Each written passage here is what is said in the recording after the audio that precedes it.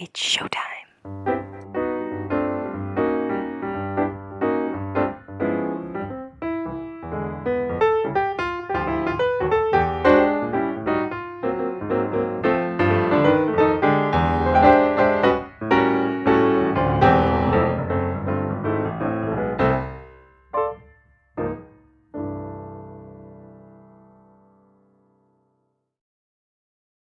Hello and welcome to episode 9 of Musical Lyrical Lingo. We're your hosts, Tim And LJ. Today and every week we will be talking musicals and specifically what they taught us. Well, Lauren, I feel like I'm an old hand at this now. I'm really getting used to it. I know, but first of all I want to say yes, your rider has been filled and your Ovaltine is present. I got my Ovaltine. We're good to go, folks. Yep. We're all good. Delicious. No, but genuinely, I will never do another one of these podcasts without a cup of Ovaltine in my hand. Oh. You have changed my life. But this podcast has changed your life. Honestly, who would have thought? Anyway, I'm easily pleased, I think. You are indeed. Well, you keeping them well? As well as can be expected, really. Do you know what I mean? Is it the summer yet? Nearly. And what about yourself? Yeah, it's been an emotional week. I'm not going to lie, but this is something that I've been looking forward to doing, so it's nice. Our weekly rehab. Yeah, that's definitely it, isn't it? That's it, 100%. I love it. So, what we're doing today? Ooh, I wonder, did many people get the clue? Oh, I forgot about the clue. What did we say? We said it was you, was it? Yeah, said that the heat was on. Okay. So the heat is on in. Turn the thermostat down. Sorry, do it again. Totally ruined that for you, Lauren. Go ahead. The heat is on. In Saigon. Okay. Miss Saigon. I'm obviously not going to get to finish. Oh, were you going? Sentence. I thought you were doing the start, and you wanted me to That's fine. finish the sentence. I loved it. Go one more time, Okay. and I'll say nothing. Okay. The heat is on in Saigon. Yeah. Yay! We got through it. Sorry. Yes. So Saigon, aka Miss Saigon. Yeah, Miss Saigon, the monster of an epic musical that lots of people put Miss Saigon on a pedestal of. To be fair, I am one of those people. I do think it's of its time, and of a certain type of musical where there's not an awful lot of musicals that are up there with them of the same style and standard and scale. So I think it definitely has its place in this week's podcast, and I think if we're talking musicals, at some point we probably needed to talk about a show like Miss Saigon. True. So should I tell our lovely listeners a little bit about the musical? Please do. Okay, so this is a stage musical, and warning, I'm about to say words which I'm not going to be able to pronounce. It's okay, people pull us up on it, so wouldn't worry. So we're all good. Stage musical by Claude Michael Schnottberg. No, absolutely awful. I maybe should have done the introduction. Claude Michael Schomburg, something like that. No, you definitely didn't. And Alan Bubil. To be fair, it's like two people's names that if you say it just quickly and skate over it, like people normally won't pick up on it. The fact that we've really broken it down. Yeah, that's probably didn't help. We really look awful. No, Claude help. Michael Schomburg and Alan Bubil. Yeah. There you see, I kind of said it a bit faster. Well done. Go ahead. Okay. Continue. Yep. And we do have some tap dancing dog in the background. Oh, so Honey's here. She's like a wee mascot now. I know. So it is actually based on the 1904 Madame Butterfly, which was like an opera. Isn't that right? Famous opera, yeah. One of the biggest. It tells a similar tragic story of an Asian woman and her American lover. Miss Saigon, though, is set in the 1970s in Saigon during the Vietnam War. Yeah. It premiered in London, in London's Drury Lane. I love that theatre. So did I. But really big. Like, oh, yeah. Really big. Like, if I remember, went to see My Fair Lady in Royal Drury Lane one time, and we were literally in the gods in the back row, and they were dots. Like, the actors were dots on the stage, and it didn't help that it was Martine McCutcheon playing My Fair Lady, and we couldn't see her. She sounded good. Don't know what she was doing on stage, but she sounded good. Sorry, continue. Yeah. So, premiered in London's Drury Lane in 1989. Oh, wow.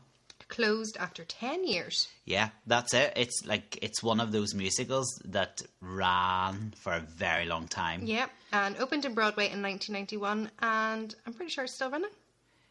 In Broadway? Mm-hmm. I'm not sure, is it? Maybe it's not. I think all those bad boy, like all They're those all... big bad boy musicals. It did get a revival in 2014. Saw it. Did you see the London revival? Yeah, I did.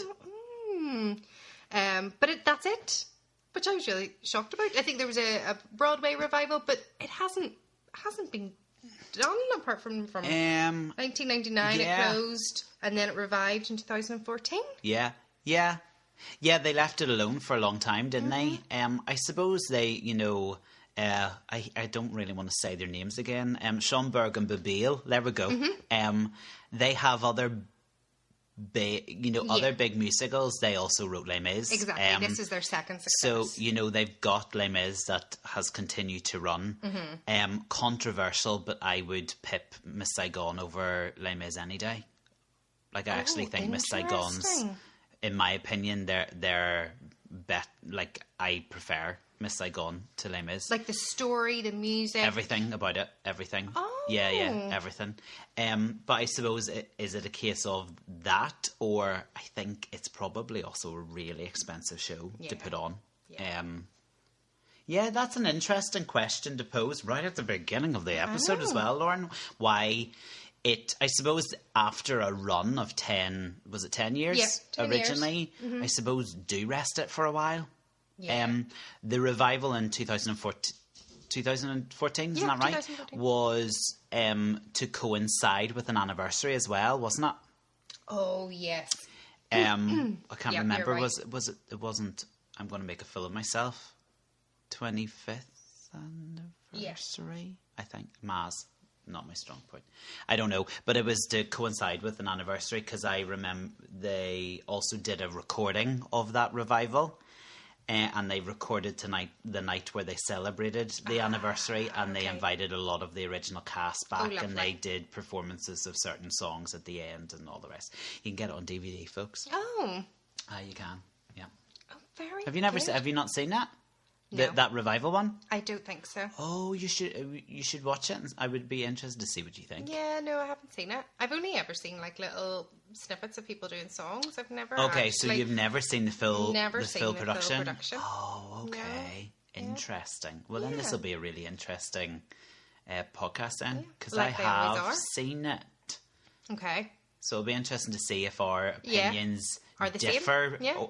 because of that. Cool. Okay. Awesome. Oh. So, Miss Saigon. Yep. Another political musical. I know. It's only now that we've started doing this podcast that it kind of becomes more obvious just how many musicals out there are based upon like political moments or people, political people and stuff, or wars. And I never really thought politics and musicals would go together, but they make a great plot line. And I suppose we're doing this podcast in things that the musical taught us maybe when we were first introduced to the musical, and then whenever we look back at it now in 2023 eyes, what is it teaching us now, so... Or are the lessons the same, or has the lesson even changed slightly with time and as generations have... the world has changed, I suppose. Absolutely. Yeah. So I suppose this is really great for the podcast, is that we're always going to find different things and different ways that musicals are going to teach us something. Yeah, and hopefully keeps it present and they're not getting too bored of a shit, Lauren. No, definitely not. I hope not. So, will we start with this week's musical lyrical lingos then? Yeah. What Miss Saigon has taught us. Yes, so I'm going to go first. All I'm right, going then. first. So, Miss Saigon taught me what a GI was. Yeah, because the premise of the show, it obviously, as you said, it was set in the Vietnam War, and you had American GIs who fell in love with a Vietnamese girl. There was a child that came from that meeting. Yes. And that kind of thing. Yeah. Okay, so Yeah. GI, what's a GI? So is a private soldier. There you go. Yeah, so that's what I An learned American from, GI. From that. The song Sun and Moon, I only knew that song because it was one of my singing exam songs, and this is very strange. Whenever you think of the song, it reminds me of your father. Oh, because he was my singing teacher. Okay, please explain that. Because sorry, I left in that the a show, little bit, anybody who does know this show will know that Sun and Moon is a love ballad. Yeah, that's what I meant. It's my very strange that this song reminds me of your dad. I have my head in my hands. Yes, sorry. Yeah, you went to my dad for singing. I did. So that was one of my many singing exams, and Cinnamon was it's a one of them. beautiful song. I probably should not have been singing it for a singing exam, but Well, as in for my range, not like oh right, for your vocal range. Yes, for my vocal not range, for not the context of no. it. Well, we'll maybe come on to the context of the show later. Yeah, because it's quite. There are moments of this show that are a wee bit risque. Absolutely, and whenever I was going through research, obviously for this week, I did not realise how risky this was. And we'll talk about it. You know how we maybe know this show and involved in it. But gosh, no, I know, hadn't a clue. Yep, hadn't a clue. So that was Sun and Moon, and then the Budoy. Budoy, did I say that right? Budoy means dust of life. Which is, and that word dust of life is also mentioned again in the song Room 317 or 317, whatever way you say it. But they were the millions of orphans that were left behind because the American soldiers went back to America. That's it. Yeah. So I like that it's obviously in the Vietnamese language, but then also it's mentioned in the English. Yeah, that's true. And in the show, it refers to those children of American soldiers and Vietnamese mothers abandoned at the end of the Vietnam War. However, the word in Vietnam, Vui Doi, is still used, but it refers to street children. Yes. Regardless of race or, American fathers or not. But yeah. It's always a beautiful moment in the show, because one of the GIs, when the war's all over, fast forward a couple of years, he's working for an organisation which is helping those children of American fathers and Vietnamese mothers. And most of the productions I've seen, they would almost like have a slideshow in the background of these kids. It's not made up. It was real life. This actually happened. Children. There are American Asian children. Is that what I think? That's the name they're given or whatever. Out there that were embroiled in such an awful time. Yeah. But it gets you. It pulls at the heartstrings, that wee song. Yeah, absolutely. And another one which does pull at the heartstrings is I'd Give My Life For You. And destroys me. Obviously found that a wee bit emotional when I was younger, but now as a mother... I am sure. Yeah, I'm sure. No, I think I actually skipped it. And for anyone who doesn't know, what's that song basically about? Why does it hit hard or now with you as a mum? Because she is wanting a better life for Tam, her son. Yeah. And she just wants her American husband to come back and just She goes to extreme lengths, doesn't she, to give her son a better life? Because obviously all the GIs got out of Vietnam and left these Vietnamese women, you know, whether they were truly in love or it was a quick fling while they were there, left them behind, left their children behind. And through the process of this show, you know, Kim and Chris, the American GI she fell in love with, they meet again and he meets his son and she basically is ready and willing to hand Tam over, you know, for her to never see him again, just for him to have a better life in America. And she just, like she would give her life, which she does. Spoilers. But yeah, it's just beautiful. Like the language in it, the composition of just everything is just lovely. And then one of the last things I learned was about betel nuts. Am I pronouncing that right? Betel nuts. Okay. This was one of mine. Yeah. Oh, do you want me to save it for you? You work away. Okay. Just that it was a stimulant drug. Yeah. So not known. Yeah. So we'll probably come to it when we're talking about our memories or how we are linked to this show. But I had the opportunity to play the engineer or to sing a couple of his songs. And one of the songs he sings is American Dream. And in American Dream he starts off talking about, you know, his childhood. And the line I think he says is, which is awful and like also reminds us of like how risky it is. He sings, my mother sold her body high on betel nuts. So when I was doing that, I didn't know what betel nuts were. They're from they're the acrea nut, from the fruit from an acrea palm. Yeah, that's which grow in most tropical, Pacific, South Asia, Southeast Asia, some parts of Eastern Africa as well. I did check; it's not illegal or anything. No, it just gives an increased sense of well-being and stamina and a bit of euphoria. That's it. Probably a bit like taking any form of alcohol, or you know. Yeah. But never heard of them. And well, next time any of you lovely listeners are about in Southeast Asia or please try them. Let us know. The Pacific, drop us a line and let us know how it goes. No, we do not condone. Although it's not illegal, so we don't have to cover our backs, do we? Here? No. Okay, great. And then don't see us. Last Night of the World song has that lovely line, solo saxophone in it. And I'm going to say lovely line solo saxophone is, this is the only way I really knew Miss Saigon, was that my dad referred to this musical as the song with the bloomin' solo saxophone in it. And he found this musical horrendous. Okay. One of the ones that it's terrible. The only thing he thought was good was the helicopter. Okay, so your dad has seen it? Yes. Okay. My dad has seen it. And Dad and I would always like play little tricks on each other. So he would, if he's around at my house, he would record shows in Irish or German and just like block up my planner with all these shows that I can't understand. I'm like, who's recorded this show? And just silly things.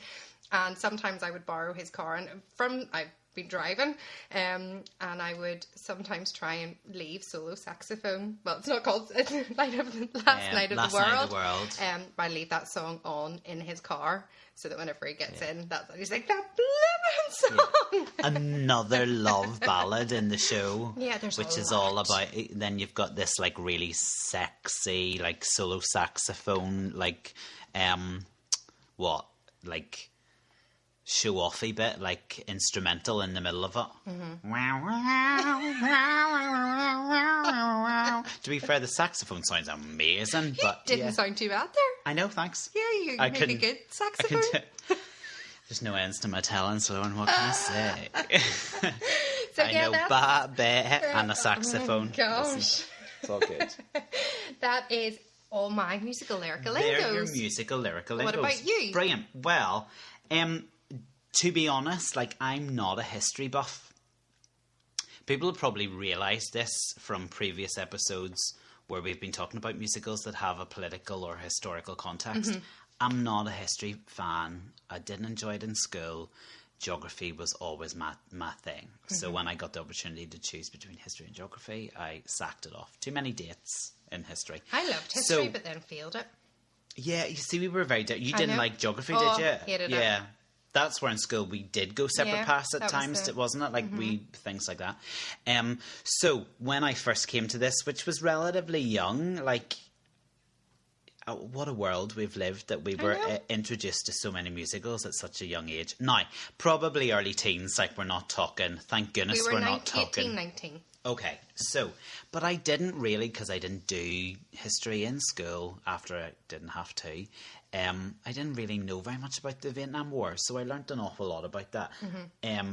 And the awful things that happened, I've already spoken about the GIs and what they did with the girls out there, and I didn't really know the context of the Vietnam War either. I didn't really know what was going on, So I learnt bits and bobs of it in The Heat Is On in Saigon when I first started, doing or like choreographing to that number. There was a line, I thought it was the cog is tightening the noose. Now, I know that doesn't make any sense, but it's actually not cog that's tightening the noose, it's Cong, C-O-N-G. Okay. So that actually refers to Viet Cong, were the South Vietnamese supporters of the Communist National Liberation Front of South Vietnam during the Vietnam War. So basically they were allied with the North Vietnam and the troops of Ho Chi Minh, I think. I'm pronouncing that right. That's right. Who sought basically to conquer the South and create a unified communist state of Vietnam. Yep. So hopefully historical folk out there, I've explained those facts correctly. But I didn't know about any of that. I didn't know about Ho Chi Minh. Okay. Or who the fighting... I knew it was obviously Americans were involved, but with who, what for, all of that. So I learnt a bit about that. Also, don't judge me, but I didn't really know very much about what go-go dancers were. Or what go-go bars were. Okay, well, why would you have? Well, exactly. So, in, The Heat Is On in Saigon happens in, a set called Dreamland. And basically, Dreamland is a go-go bar. And in Saigon, South Vietnam, there were lots of these go-go bars. Like brothels? Set up during the Vietnam War. The dancers were there to entertain the troops. These go-go dancers were kind of synonymous to table dancers. Yeah. But, obviously, American soldiers, table dancers, it always went a wee bit further than that. Yeah. But I didn't really know what a go-go dancer was. So that enlightened me an awful lot, yes. Then, in the story, Chris, so stupid, I don't know why he did it, but I think he didn't realise what he was doing until it was too far, but in the show they do get married in this kind of like wedding ceremony. Yeah, it's more of a ceremony, like a spiritual sort of connection between... Which is a thing in Vietnam, and that's what they would have done, there's this line where he goes, so they're singing. It's "Dieu vai vai," and they're singing this, and he goes, "It's pretty, but what does it mean?" So he just really didn't have a clue. And she responds, "It's what other girls sing at weddings," and I think he cacks himself. Do you know what I mean? But "Dieu vai vai," "You dois moi," "Je vai vai," "Voi ne me," I think I've done right.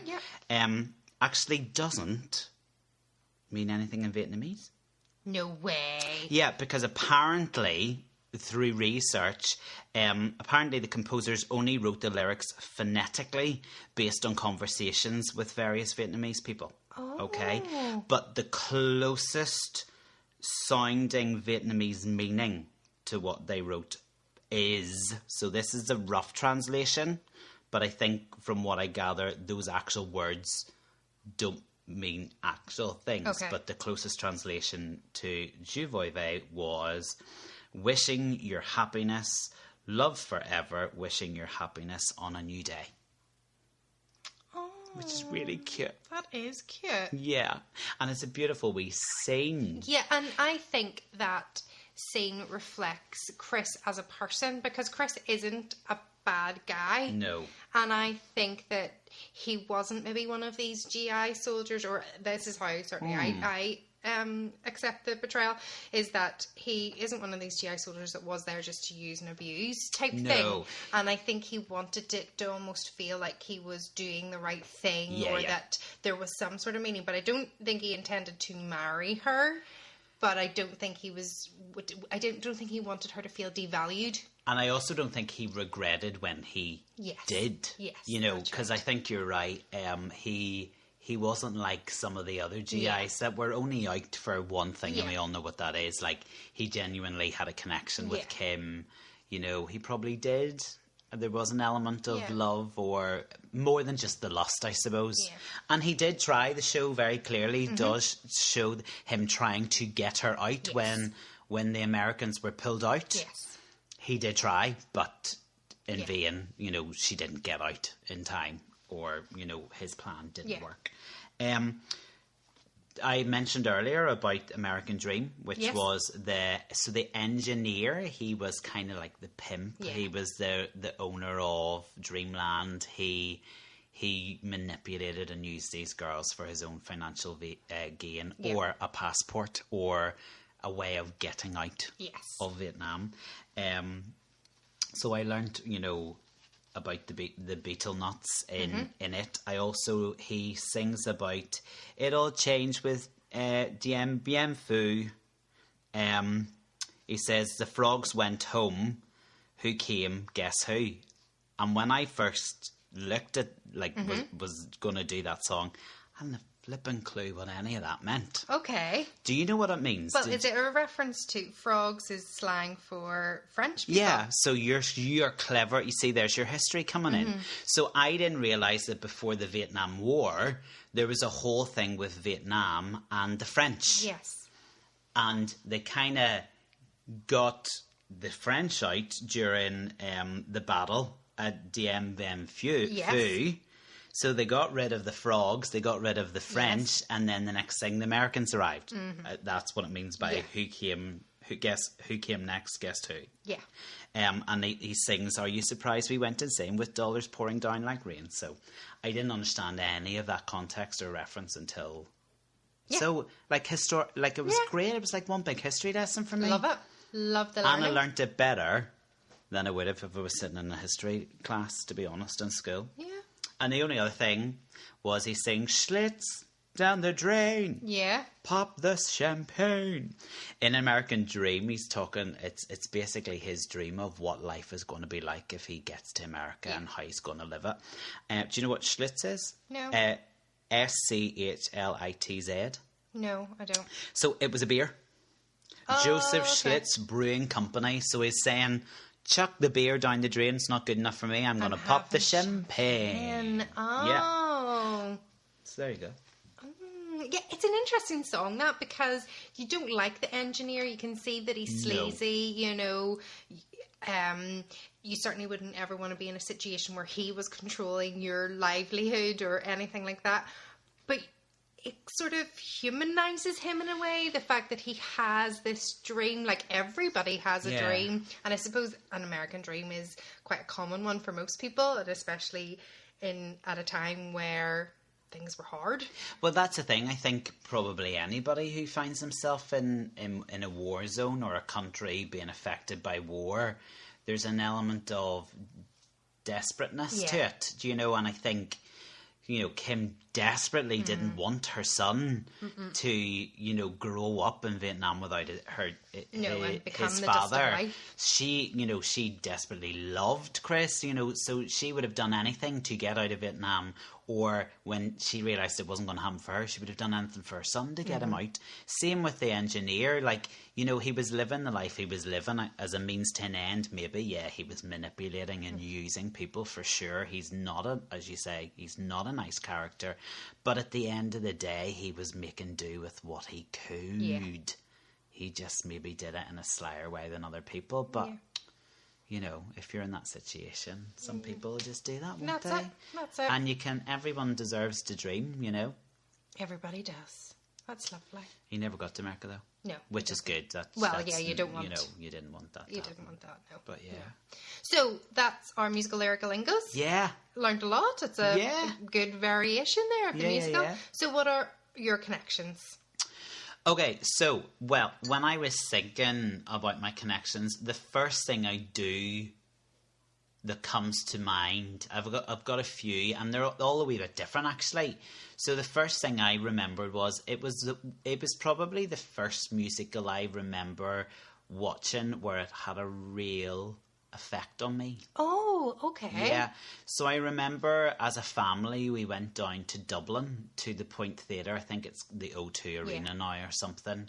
I didn't know what I was going to see. Oh, okay. So I had never seen it before. I think obviously Mum and Dad knew of it and they really wanted to see it. I was of age that I wasn't, you know, I think I was maybe 15, 16. So old enough for it not to be a bit inappropriate. Didn't know the ending, didn't know what was going to happen. Okay. And the ending completely destroyed me. Like, I remember, like, ugly sobbing, like tears, like really upset me. As it did my mother, as it did my father. Like, so basically Kim, the only way that she feels that Chris will take her son back to America is if she kills herself. And she shoots herself and it comes out of nowhere. And I'm like, and just that.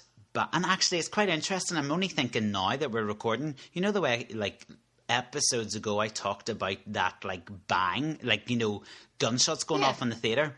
Not one person that time laughed or sniggered when that happened.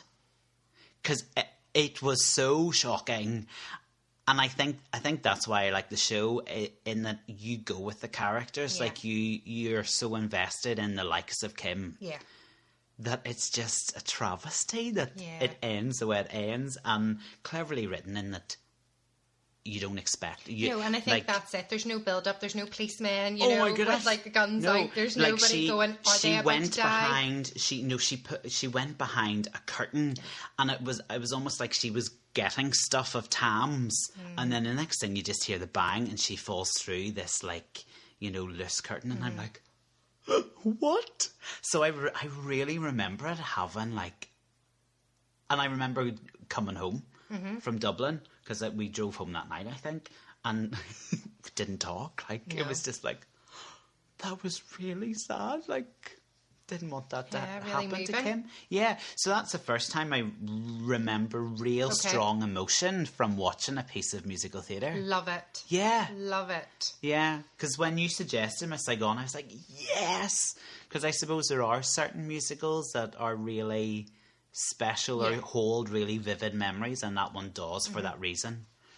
Now, I cry at everything. Do you know what I mean? Like, seriously. It kind of opened the floodgates for you. Yeah. And I saw Miss Saigon before I'd ever seen the Blood Brothers as well. Oh, okay. So, like, the end of Blood Brothers had the same effect for me, but because this was the first time I'd ever reacted like that.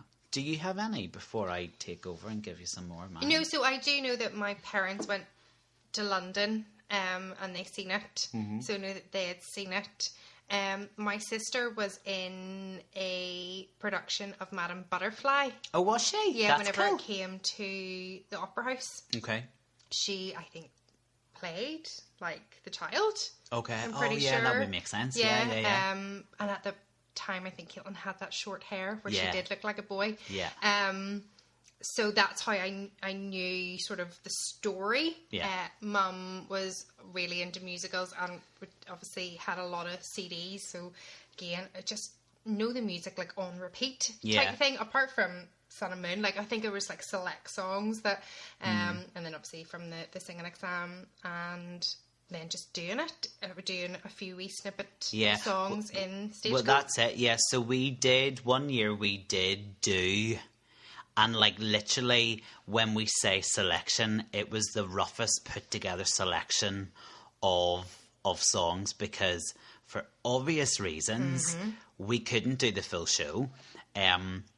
And also, a lot of what's in the show isn't suitable for younger kids. Now, they do have a schools edition now that you can do. Yeah. You've got a schools edition there. But even at that, I think it's a really brave choice as a school or a youth group to do something like that, just because of... Yeah. Like, I almost think it needs to be like, you know, almost from 18 up. Yes. Do you know what I mean? Yeah. 18 into early 20s, just because there's a lot there. I would need to be like A-level onwards if you were doing it in school-wise. Yeah. Like, you certainly wouldn't want... And I think that's maybe in the licence. I don't know. I've not looked at what the licence is for the schools edition, but... You kind of just think, you know, that idea of dreamland, what the girls are having to portray, the storyline and what happens to Kim, you know, with regards to having a child with an American GI, all of that, I think, even the intimacy required between the two lead actors, you know, the Kim and the Chris, that's asking for a lot from young people. Do you know what I mean? So we obviously didn't do any of that. So... When you said that your dad hated it, I thought you were talking about our selection of songs. Because I was like, I totally get that he hated it, because I'm sure it didn't make any sense whatsoever, because there was no plot to it. Do you know what I mean? And I even remember some of the songs that we did. Like, we did only like 3 or 4.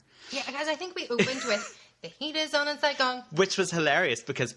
all of the lyrics in The Heat Is On in Saigon had to be changed, because we weren't going to talk about one of these.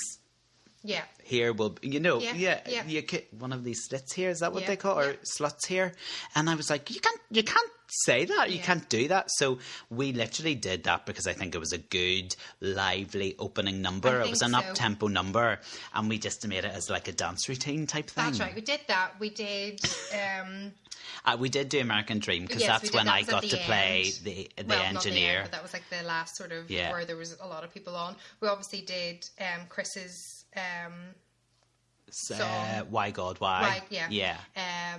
But that was really busy with like people running. Yeah, it was almost like a lyrical concept to that number, wasn't it? We did the wedding song. Yeah, Juve. But then also well, maybe it's just how I remembered it. I thought I Give My Life For You was sort of towards the end of when we did it, which is, it's in like the first act. It nearly ends the first half, doesn't it? Yeah, and then there's like 2 choruses or something at the end. But the full song is not, because I remember looking through it. Oh, that's not. Is that where that song is? Are you sure that's where that song is? Type thing. Yeah, you think it should be elsewhere because of just how big it is and how good it is. Yeah. So that was one of my memories of doing it. Yeah. And having to change everything about it to make it suitable and PG and all the rest of it. It was great. What I remember from it, though, is I had gone to uni and didn't like it and come home. So... I was sort of had left stage and came back. And then Caitlin, my sister, was playing Kim. Yeah. And it was she used to always do like sort of funny roles. And this is the first time that she had built up the confidence to do like a lead. Yeah. And she was like just great. Big, like powerhouse numbers as well. And she was so fab. Yeah. So I think a soft spot for the musical because of that. I feel like it showcased her. I think that's also partly why something like Miss Saigon was chosen. Because there were a few, you know, players like your sister, and we were like, oh, not everybody would be able to sing those songs, let's be honest. Do you know what I mean? And we were like, it would be nice to showcase them. We could showcase them with some of these songs, because really it was a random choice of a selection. Do you know what I mean? And I think that's probably why we did it, to be honest. But I enjoyed it because I got to play the engineer, which was fun. And that number's brilliant. Like, American Dream is one of the best musical theatre numbers I think that's been written for a male performer I ever. Find it, I love it, but it reminds me so much of Chorus Line. Okay, yeah, and fair enough. I don't know if it's maybe the way that we played it, because we sort of had we did like a flag sort of formation. But I think it's that like the beat or something to it is like a unison, and that's what I always think of Chorus Line is. Okay. So. And And it's got that big dance quality to it, I suppose, as well, which there's not a huge number of big dance numbers in Miss Saigon. But I love how it literally starts with the engineer on stage on his own. And it just, as he dreams up this idea of his American life, it gets bigger and bigger, and you've got like the girls come out and dance, and then you've got the boys that come out and dance, and then you've got the flags that are flying, and then in the show, the actual show, they have a car that comes out on stage, like this big white convertible kind of like fancy, like Elvis Presley type car. I don't know what they're called. Cadillac car. Let's go Cadillac car. I'm going with that, and I'm going to stick with it. But I also remember that learning the song and learning the words of the song was a bloody nightmare, because he has so many. Until you get to the chorus. Chorus is fine because the chorus is the same, just repeats, dead easy. See those verses? There's a lot. Holy moly. I also remember Miss Saigon well because I used to, when I was going to uni, work in the theatre. And worked front of house in the theatre. And it was the first time I remember in a regional theatre where, you know, productions would come for a week and then they move on and another production would come. It was the first time I remember working in the theatre and a production came and stayed for like a month. Oh, okay. So Miss Saigon, the UK tour, what date was it? I wrote the date down. 2005's UK tour of Miss Saigon came, and it was in our opera house for about 4 to 5 weeks. Oh, that's exciting. Yeah, so working there, you got to know the show really well, to the point that me and my friends would have like almost like Miss Saigon karaoke, like front of house, you know, when we're getting our ice creams out, ready to go out at the interval, like my friend Hannah would have like sung a line, "Hey, listen guys," and I would have been straight in with the next line. Do you know what I mean? Like, so it took the mickey a bit just because we knew the show inside out, and we also knew how the actors did the bits. Do you know what I mean? Okay. So it was like almost caricaturing them. That must have been around really the same fun. Time that we had done maybe, it. Maybe. Like within 1 or 2 years? Yeah, probably, yeah. Yeah, it could very well be. You know what I'm like with dates. I only knew it was 2005 because Google was able to tell me when the UK tour was. And I know it was that tour because there were 2 actors in it that I remember seeing for the first time and going, oh my goodness, he's really good. Yeah. So the guy who played Chris was outstanding. Really? Like, his voice, his act was incredible, and his understudy was equally as brilliant. Yeah. Okay? And obviously, there for 5 weeks, 8 shows a week, and the thing that anybody in that show has to do, they would have almost shared the role, let's be honest. So the Chris was played by Raman Karimlo, who then went on to be huge in the musical theatre world, both in London and the West End and around the world. He's played Phantom. Wow. He's been in Les Mis as, I think, almost every character. Okay. He started as Enjolras. I always say that character's name wrong. I mean, I'm not going to be able to help you with names. And he's also played, I think he played like Jean Valjean in the revival of Les Mis in Broadway recently. Like, he's top hitter. He was the original Phantom in the sequel, The Love Never Dies. Oh, okay. Yes, I know who you're talking about now. So he played the Chris. And at that time in 2005, he was and nobody's wrong, but he hadn't made his mark as himself as a performer. His name known to most people apart from Lauren. Yeah. And the understudy was Lee Mead. No way. Yep. I love him. And I was a Lee Mead before, I'm almost sure, before the whole Joseph TV show, going on to play Joseph. Like, he was an unknown too. Yes, that would have been. Yeah. So isn't it funny? So it must have been 2005, but probably by the time it came to Belfast was in that maybe late 2005, 2006 era, maybe. Probably. Why was the TV show like? Was just after that, I think. I'm pretty sure whenever we did it, it was June 2005. Okay. There you go. Yeah. Pretty sure that was, or 2006, it was one of those. Well, that's it. It could, yeah. So, it could have been just before, maybe even after, because those tours are normally at least a year, aren't they? But so I remember, it because it was a long-staying really musical. Good, Chris, they were both incredible. Because, like, I just picked them out. Do you know what I Yeah. mean? I didn't know who they were. And I was like, geez, he's really good. And then his understudy was just as good, and two really brilliant Awesome. musical theatre performers who then went on to make Yeah. a real career Yeah. for themselves. So, yeah. that's Those are my memories Yeah. of Miss Saigon. So I'm glad you did I know. And pick it as a... Yeah, it's one of those, I suppose I would never say it's in my top 10, but whenever I come to think about it, I do like it. I do enjoy it. Yeah. I do, but then I haven't seen it, so But I maybe that's need you to why. see it. I know. I so am maybe sure, that is- Lauren, I have it recorded on my Skybox at home. Okay, well, because I'll I come think it round. was on a channel. Okay. And I recorded it. So it's bound to be on. We should come home, Yeah. come round and have a wee wine night, and we'll watch Absolutely. Miss Saigon. Let's do Because I would that. love to know what you think when you've seen it. Yeah. Like it's huge. Like a helicopter I know. flies in and lands on stage. I know. Like that.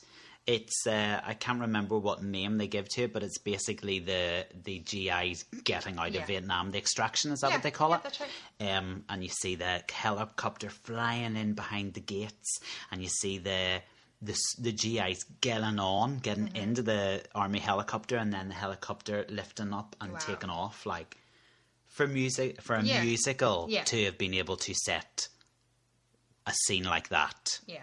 using an In actual 1989. flipping helicopter Yeah. is insane. Like, do you know what I mean?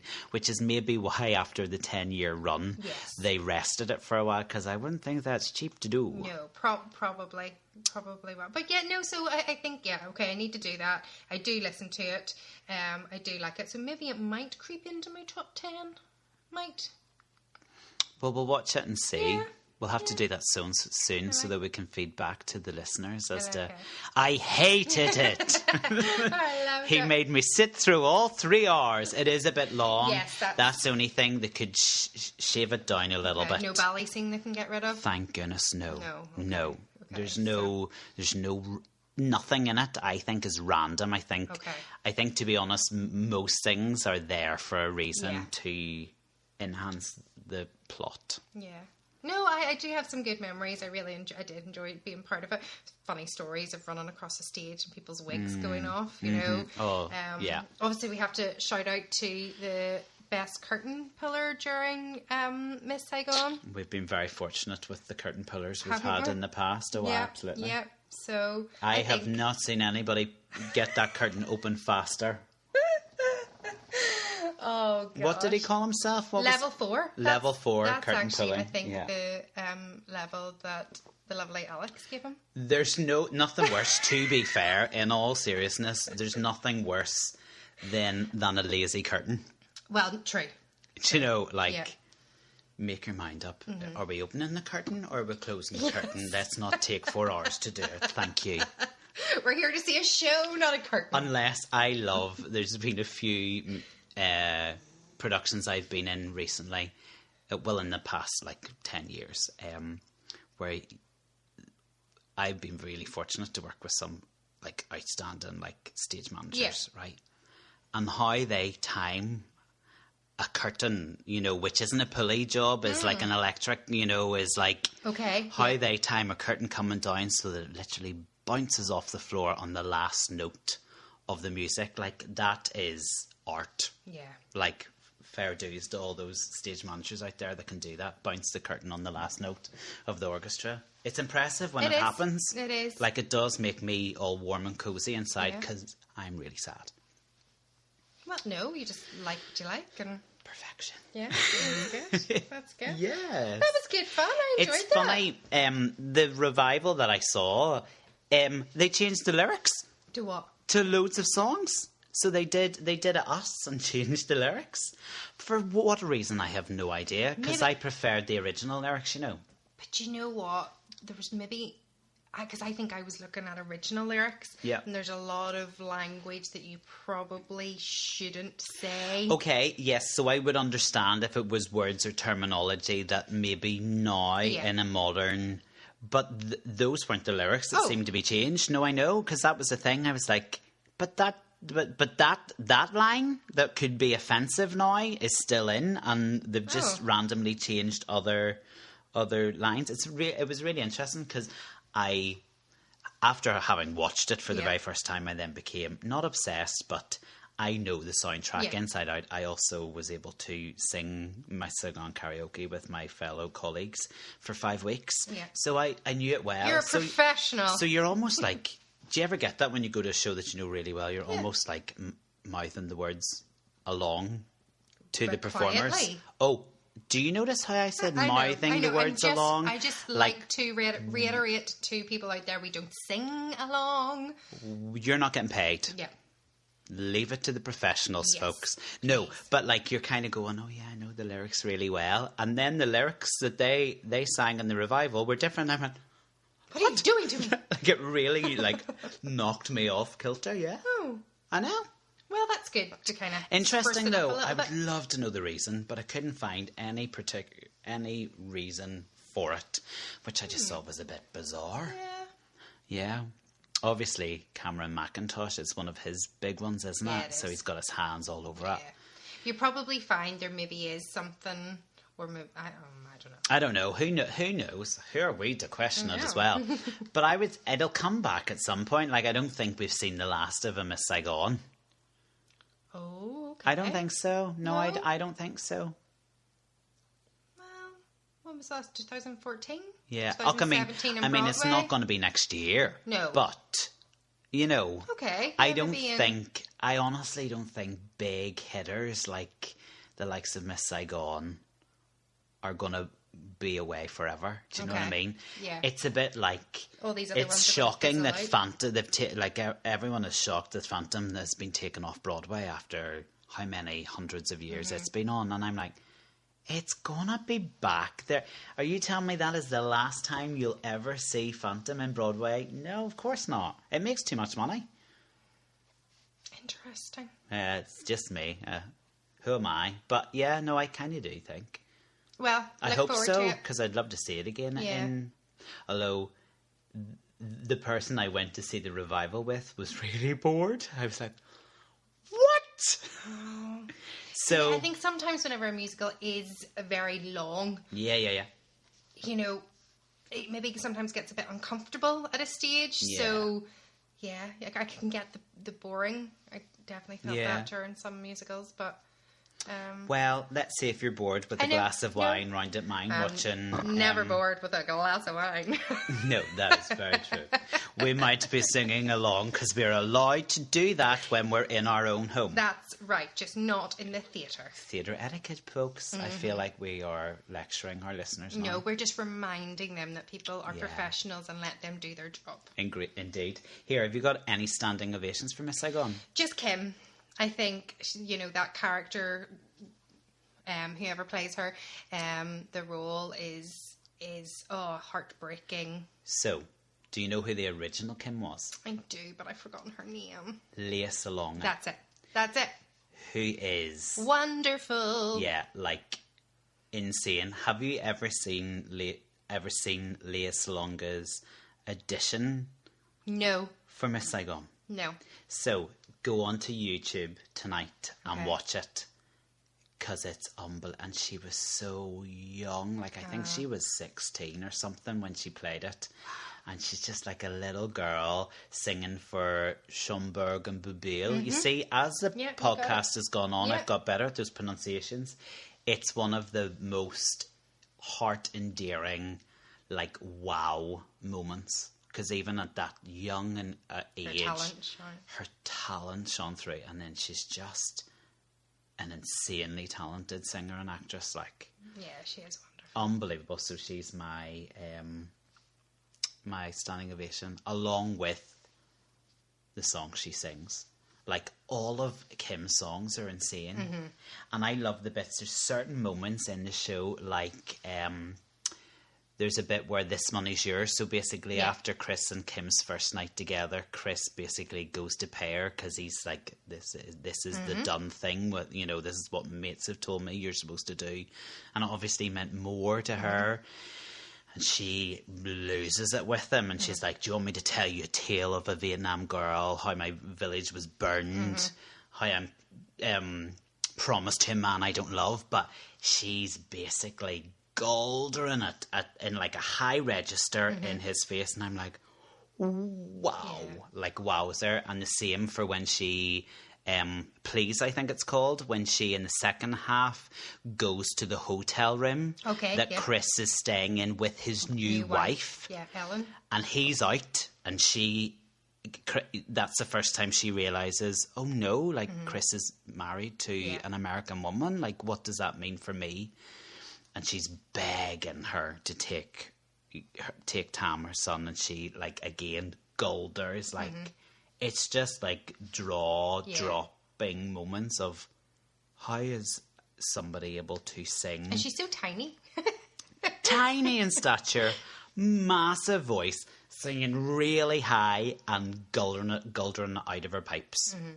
So she's definitely a standing ovation, for sure. Wonderful. Brilliant. Yeah, I'm glad we did that one. That was fun. Because it's quite a sad musical, but there's so much to enjoy and actually there's savour in probably it. loads more to unpack that Loads. we probably would be able to come back to, you know, and look at maybe some songs and in-depth. Well, I mean, we haven't talked about Jonathan Pryce, who was the original engineer. Although there was controversy because he was a white male playing, you know, a Vietnamese character. That's the other thing about sometimes productions. And he almost didn't get on to play it. Oh, really? When it went to Broadway, until was it Equity or something over there kind of gave in, lastminute.com.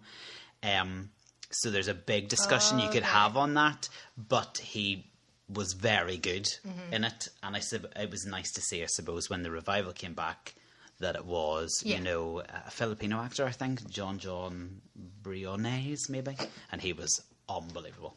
He was in the UK tour as well. Yeah, no, there's loads we could unpick, to be honest, because it's a big one. Yeah, but yeah. No, that was fun. Well, should we give a clue for next week? Oh, lordy days. What are we doing next week? Shh, don't tell anyone. Oh, yeah. Well, we're going to make an awful lot of mess next week. Oh, yes. Aren't we? Yep, there's a load of mess, and it's going to be a lot of fun. A lot of fun. Yeah. Depends who you're asking. Okay. Interesting. Interesting. On that, shall we leave it there? Yeah. Okay, all right. Well, until next week. Bye. Bye.